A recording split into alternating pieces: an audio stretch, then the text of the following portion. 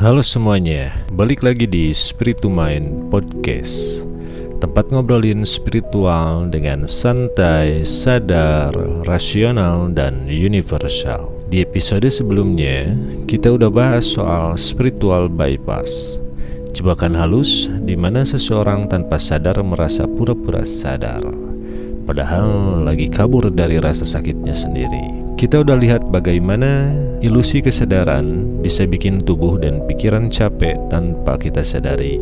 Nah, di episode kali ini kita mau lanjut lebih dalam. Dan semua ini nyambung banget sama konsep dasar Spirit to Mind, yaitu 3 pilar utama: kesadaran, penerimaan, dan persaksian. Dan di buku yang sudah saya tulis, di bab ilusi sang aku, itu juga dibahas. Kita mulai dari lapisan yang paling pertama, itu ada jebakan positive vibes only. Apa itu jebakan positive vibes only? Jadi seperti ini. Misalkan ada seseorang yang baru mengalami kegagalan usaha, atau seseorang yang baru saja mengalami perceraian, putus cinta, dan lain-lain. Lalu mereka mencoba menenangkan atau menyembuhkan dengan mengatakan, "Aku ikhlas, aku pasrah, semua terjadi untuk kebaikan yang lebih besar.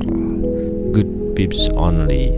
Kira-kira seperti itu. Atau kata-kata positif untuk memacu ketenangan sesaat. Kedengarannya memang keren, tapi coba kita lihat di sisi lainnya.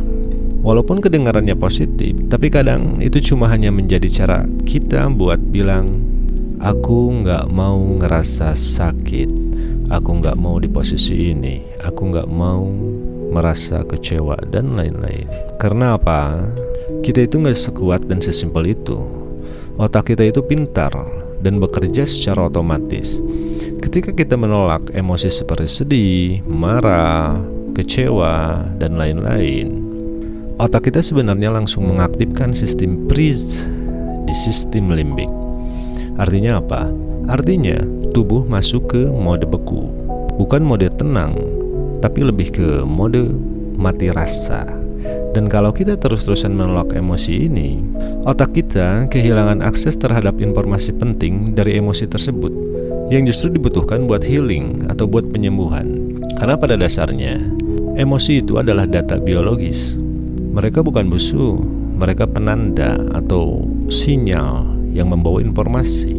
Kalau datanya kita matiin, gimana kita tahu apa yang perlu kita sembuhkan dan bagaimana cara menyembuhkannya? Jadi jika kita kira dengan metode seperti itu kita sudah memakai kesadaran sejati, saya rasa bisa jadi tidak. Karena secara spiritual, kesadaran sejati itu bukan tentang ngeblokir emosi-emosi negatif. Emosi negatif harus dan akan tetap ada, karena ia suatu alat yang kita butuhkan dan sudah menjadi bagian dari hukum semesta, yaitu law of polarity.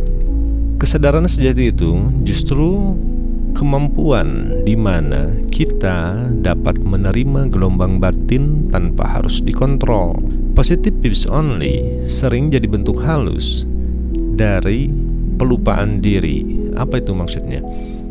Kita lupa kalau bagian dari kesadaran adalah menerima sisi apapun dari diri kita, baik itu sisi gelap ataupun sisi terang. Jadi kadang yang kamu sebut ketenangan itu sebenarnya cuma bentuk penipuan diri yang lembut. Menipu diri sendiri untuk memaksa seolah-olah kata-kata positif di awal itu adalah obat. Padahal itu bukan kesadaran yang sejati. Itu hanya stimulus di awal dan itu hanya temporer. Oke, sampai situ nangkap ya? Nah, lanjut. Sekarang kita masuk ke lapisan kedua, yaitu jebakan pasrah. Apa itu jebakan pasrah? Kita pasti sering dengar kalimat, misalkan pada saat seseorang mengalami peristiwa sedih, atau misal sedang ada di fase kejatuhannya, lalu mereka minta petunjuk ke guru spiritual, motivator, atau apapun itu. Seseorang yang memberi nasihat atau petunjuk suka berkata, "Sudah, biarkan, ini semua kehendak semesta."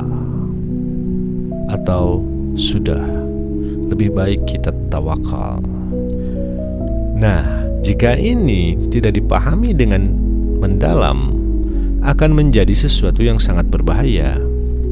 Maka dari itu, dianjurkan para healer atau motivator atau guru spiritual, apapun itu, harus tuntas jika memberikan arahan mengenai hal-hal tawakal atau hal-hal penerimaan atau pasrah. Karena apa? Karena terkadang setiap individu memahami pasrah itu menyerah tanpa melakukan apapun. Cukup apa aja yang dikasihkan semesta. Memang kedengarannya spiritual banget, tapi sering kali itu bukan tawakal. Itu lebih ke mekanisme kabur dari rasa takut gagal. Dalam dunia psikologi modern, ini disebut avoidant coping, gaya menghadapi masalah dengan cara menghindar. Kita menenangkan diri pakai kata-kata spiritual, kata-kata bijak dan segala macamnya. Padahal batin kita masih takut pada kekecewaan. Kita bilang pasrah, tapi sebenarnya kita belum berdamai dengan tanggung jawab. Nah, dalam kerangka spirit to mind, pasrah sejati bukan artian berhenti berbuat. Justru pasrah sejati itu hadir sepenuhnya dalam usaha dan hasil. Kita tetap berusaha dan memasrahkan hasilnya. Ini berkaitan dengan 3 pilar utama spirit to mind. Jadi jika kita visualisasikan, kira-kira seperti ini. Dalam spirit to mind ada 3 pilar utama, yaitu yang pertama adalah kesadaran, yang kedua adalah penerimaan, yang ketiga persaksian. Mari kita visualkan. Kesadaran berkata, aku tahu, aku takut. Lalu penerimaan juga berkata, aku peluk ke rasa takut ini. Dan persaksian juga berkata, aku tetap berjalan meski takut. Nah, semua ini harus terintegrasi kepada rasional yang nantinya akan muncul aksi bijak. Atau kata lain, di dunia spirit to mind, wise action. Jadi jika kita pasrah tanpa usaha, itu bukan kesadaran. Itu cuma pelarian yang dikemas rapi. Kira-kira seperti itu. Nangkap ya poin nomor 2. Kita lanjut ke poin nomor 3. Nah, di jebakan yang ketiga, ini jebakan paling halus, tapi paling berbahaya. Jebakan ini adalah jebakan merasa paling sadar. Kita udah meditasi tiap hari, ikut kelas kesadaran, baca buku-buku spiritual, terus kita mulai merasa kita udah paling berspiritual dan merasa paling sadar. Terus ada orang lain yang datang meminta pertolongan dan pencerahan. Lalu kita beranggapan, wah, ini orang masih rendah kesadarannya, vibrasinya sangat low. Nah, ini hati-hati. Dalam psikologi, ini disebut spiritual superiority. Ego lama yang reinkarnasi dalam bentuk baru. Ego yang sudah tidak bangga karena mobilnya, karena rumahnya, karena pakaiannya, karena jam tangannya, dan lain-lain. Tapi ego yang bangga karena frekuensinya paling tinggi, kesadarannya tercerahkan. Padahal ini sama saja, ego yang tetap jadi pusatnya. Nah, inti kesadaran itu gak pernah merasa lebih tinggi dari siapapun. Kesadaran sejati hadir tanpa perlu pembanding. Kita harus sadar bahwa orang lain juga sedang dalam proses, dan setiap proses itu sah, karena setiap individu mempunyai jalan masing-masing dalam perjalanan spiritualnya. Kalau kita masih merendahkan orang buat ngerasa kita tercerahkan, sebenarnya kita belum sadar. Kita cuma ganti topeng, dari topeng ego luar menjadi topeng ego dalam. Jadi saudara-saudara, spiritualitas sejati bukan tentang terbang ke langit dan mencari jalan untuk membereskan bumi, tapi tentang berani menjadi bumi itu sendiri dan membumi dengan sadar. Sadar itu berani jujur kepada diri atas apa yang kita rasakan. Contoh, ya, aku marah. Ya, aku sedang takut. Ya, aku sedang kecewa. Dan aku terima semua. Karena damai sejati bukan berarti hidup tanpa badai. Damai sejati itu kemampuan untuk tetap hadir meski badai masih berputar di sekeliling kita. Jadi mulai sekarang, setiap kali kita pengen ngomong good vibes only, aku pasrah, ini adalah jalan semesta, langkah awal, ambil dulu jeda sebentar.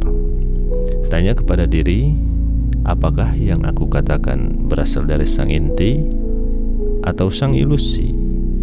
Kebenaran dari kesadaran atau cuma topeng ego yang takut ngerasa? Spiritu Mind ngajarin kita buat gak kabur tapi hadir, gak menolak tapi menyaksikan, gak pura-pura tenang tapi jujur sama luka kita sendiri. Saya MD Firmansyah dan ini adalah Spiritu Mind, jalan pulang menuju keutuhan diri.